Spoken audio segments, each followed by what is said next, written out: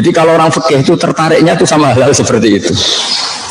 Saya punya kajian kitab dikarang oleh Habib Muhammad bin Abdillah Al-Haddar, mertuanya Habib Umar. Namanya Ajalatus Sibab. Itu beliau cerita tentang hay'ah, tentang lembaga. Itu bagus sekali. Termasuk lembaga agama. Beliau cerita ini yang terkait saya dan Ustadz Yusuf Mansur adalah misalnya lembaga agama. Bagus enggak? Lembaga agama didirikan untuk ngecek mana aliran yang salah atau benar, mana kelompok yang salah atau benar. Jawabannya lucu ya agak menggelitik. Di antaranya begini jawabannya. Ya kalau Anda misalnya di Iran, terus kemudian dibacakan satu teks alaikum bi jama'atil muslimin atau alaikum bil jamaah wa man sadza finnar, ya perasaannya orang Iran tuh ya Syiah karena mayoritas itu Syiah. Tapi kalau dibaca di Arab Saudi ya mayoritas itu Wahabi. Jadi kira-kira NU ya tersangka, Muhammadiyah tersangka. Tapi kalau dibaca di Indonesia selain NU Muhammadiyah atau selain ormas-ormas yang besar ya jadi tersangka karena mayoritas ya itu, yang lainnya minoritas. Itu jadi memang agak jelimet dalam agama ini. Karena kita ngeklaim misalnya ikuti kelompok mayoritas yang siapa di negara mana. Jadi ini kan orang BPK kan orang-orang pinter-pinter. Jadi tak mengkaji yang agak-agak jelimet. Jadi apalagi ini ada Ustadz Yusuf Mansur, jadi agak mikir lah, biar agak mikir.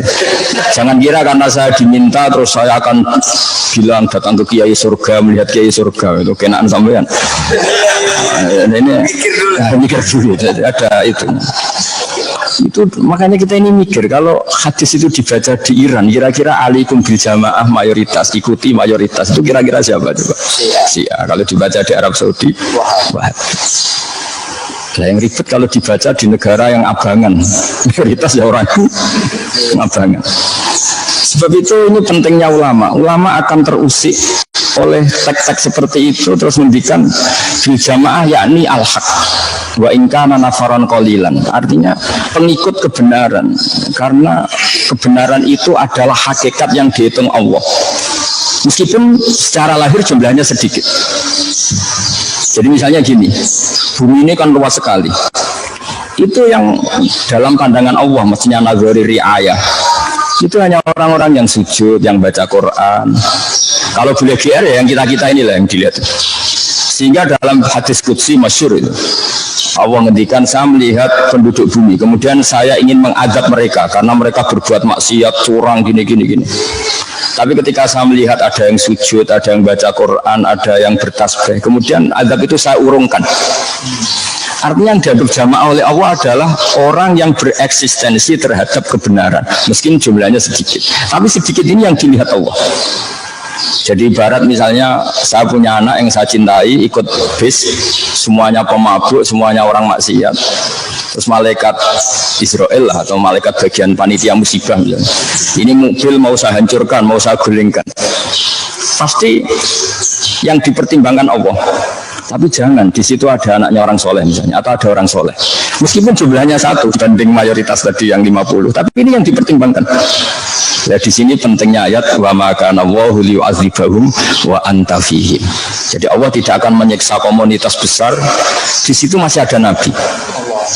Nah, nabi itu bisa fisik, zaman nabi hidup tentu itu fisik, atau tidak fisik. Misalnya mahabbatu Rasulullah sallallahu alaihi wasallam fi qulubihim. Nabi tidak wujud secara fisik, tapi keberhadirannya ada di hati kita. Itu juga menjadi alasan lah kira-kira dibahasakan gitu, Allah tidak menyiksa. Wa ma kana Allahu liyu'adzibahum wa anta. Jadi contoh analogi paling gampang, Anda misalnya melihat orang Jakarta karena misalnya banyak maksiat, terus Anda ingin Jakarta kena adab. Tapi kalau di situ ada anak kamu, ada putri kamu, ada santri kamu, ada orang-orang yang kamu cintai, tentu ingin nggak kena adab. Meskipun orang yang benar ini minoritas. Begitu juga misalnya Rembang juga gitu, semua contoh seperti itu. Nah, sehingga ada ulama mengatakan alaikum bil jamaah itu bi isobatil haq, kelompok yang benar meskipun jumlahnya sedikit, karena itu mahallu nazarillah, itu yang menjadi pertimbangan Allah. Makanya di sebuah riwayat disebutkan laula rijalun ruk'aun wa subyanun rudduun wa bahaimu rut'aun la subabna alaikumul adzab subba. Andai kan saya tidak melihat beberapa orang yang melakukan sujud, beberapa anak-anak kecil yang masih mentetek ibunya, yang masih menyusu sama ibunya, dan beberapa hewan, diantaranya itu malah Allah menyebut itu karena hadis qudsi hewan, karena hewan juga bisa berdosa karena tidak mukallaf, maka akan saya turunkan azab. Nah, di sini pentingnya nafarun qalil, kelompok kecil tapi mempertahankan apa? Kebenaran. Sehingga kebenaran itu sebetulnya tidak harus menang-menang banget, karena itu nggak mungkin lah. Yang namanya mamin yaumin illa ba'dahu syarrun minhu, kata Nabi, tidak ada hari kecuali berikutnya akan lebih buruk. Tapi bahwa kebenaran ini harus ada, karena itu mahallu nazarillah. Nah, lalu kebenaran itu apa? Kebenaran adalah mengikuti konsep yang dibawa Rasulullah SAW.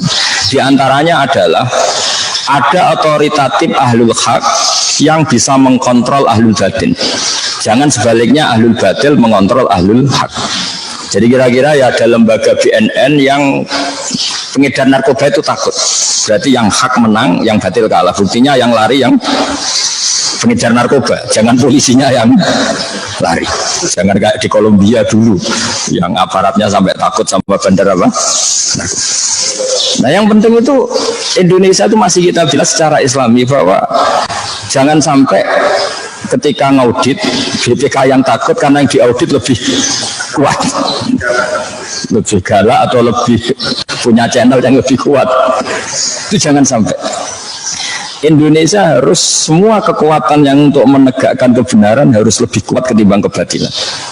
Nah, ini yang disebut wala yumakkinanna lahum dinahumul ladzi irtada lahum wa la yubaddilannahum min ba'di khaufihim amna. Jadi ciri utama kemenangan agama adalah otoritas kebenaran ini punya kekuatan tamkin, punya kekuatan mendikte pada yang batil. Jangan dibalik. Jadi kira-kira ya kalau ada preman yang premannya lari dari Satpol PP, jangan dibalik, karena premannya menguasai area perapatan itu, Satpol PP-nya yang lari. Begitu juga dalam kebenaran-kebenaran yang lain. Misalnya saya tahu, misalnya Ustadz Yusuf Marsul sangat mencintai Quran, sangat mensyariatkan Quran. Ini juga harusnya kebenaran otoritatif. Jangan sampai ulumul Quran ini dibajak oleh orang-orang yang tidak ahlinya. Tidak ahli itu macam-macam, mungkin nggak pernah mencintai Quran sampai menghafal, mungkin macam-macam lah, tidak ahli. Sehingga dalam sebuah hadis unik, Nabi itu pernah ngendikan kepada Mu'adz bin Jabal, inna akhwafa ma akhafu ala ummati, saya yang paling saya takutkan kepada umat saya itu diantaranya kata Nabi fitnatul Quran, fitnah orang mengkaji Quran. Sahabat kaget, kenapa ya Rasulullah? Ketika Quran itu dibuka secara transparan, secara terbuka, itu qara'ahul barru wal fajir, orang baik ya baca, orang fajir juga baca. Akhirnya orang munafik, orang fajir ini mengkaji Quran kemudian untuk mendebat orang-orang baik. Masyhur itu di Quran banyak cerita ketika Nabi menerangkan kodok qadar, ketika Nabi dengan asiknya ngendikan masya Allah kana wa malam yasa lam yakun. Mereka juga jawab wa qala alladziina asyraku law syaa Allahu ma asyrakna. Ya kalau gitu Muhammad kita syirik ya kersane Allah, kita miskin ya kersane Allah, kita maling juga kersane Allah, ngapain Anda larang-larang? Yang unik dalam ilmu sosial, orang-orang kafir itu kalau disuruh Nabi, itu orang-orang miskin itu kasih makan. Ya Muhammad, tentu mereka manggilnya jangkar. Ya Muhammad, itu sudah direncanakan Tuhan memang miskin dia. Jadi kalau saya beri makan itu merusak rencana Tuhan. Artinya kodok qadar itu dipakai alat untuk menolak syariat. Makanya masyhur itu kan wa idza qila lahum anfiqu mimma razaqakum wa qala alladziina kafaru lil ladziina amanu anut'imu mal law yasha'u atama.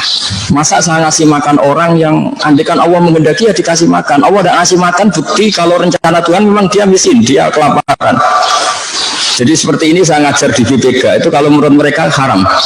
Mereka nggak paham agama misalnya, itu sudah dalam rencana Tuhan. Ya biarkan saja, tentu nggak paham, ikuti aja rencana Tuhan.